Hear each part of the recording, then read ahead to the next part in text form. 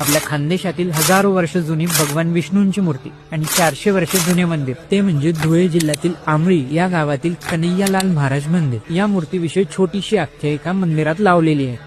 ती अशी की आख्यायिकेनुसार सौराष्ट्रातील डाकोर येथील एका हरिभक्तावर प्रसन्न होऊन हरीची मूर्ती स्वतः डाकोर येथे प्रकट झाली। त्यानंतर अनेक वर्षांनी मुल्लेरच्या राजांना श्रीहरीने स्वप्नात येऊन ती मूर्ती डाकोर येथून कुठेही खाली न ठेवता आणायला सांगितली। त्यांनी डाकोर येथे जाऊन एका तळ्यातून ती मूर्ती काढली आणि डोंगर दऱ्यांच्या मार्गाने आणत आंबळी या गावात विश्रांतीसाठी थांबले। मूर्तीची पालखी जमिनीला लागू नये म्हणून झाडाला बांधून ठेवण्यात आली, पण विश्रांती झाल्यावर पाहतात तर काय, ती मूर्ती जमिनीला टेकली होती। घोडे हत्ती लावूनही मूर्ती जागची हलली नाही। पुढे हरीची इच्छा म्हणून मूर्ती तिथेच ठेवून ते निघून गेली। अनेक वर्षांनी तिच्यावर मुंग्यांचे वारू आणि टेकडीसारखा भाग निर्माण झाला। पुढे एका दुष्काळात पावबा नावाचे हरिभक्त डांग येथे जात असताना त्यांना आंबळी परिसरातील पाण्याचा सुगावा लागला। ते तिथेच थांबले आणि त्यांच्या स्वप्नात मूर्तीविषयी दृष्टांत झाला।